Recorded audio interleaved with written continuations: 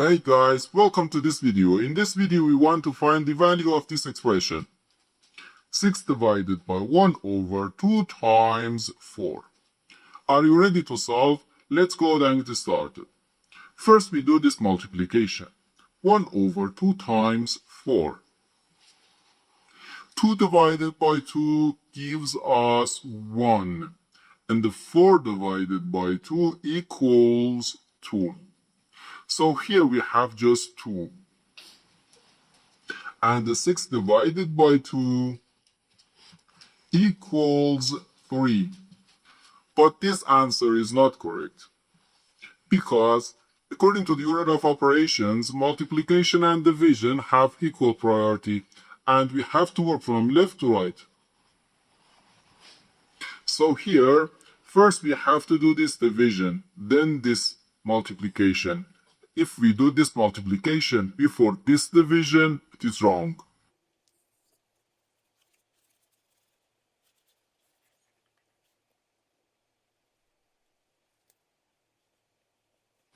So first we have to do this division, 6 divided by 1 over 2.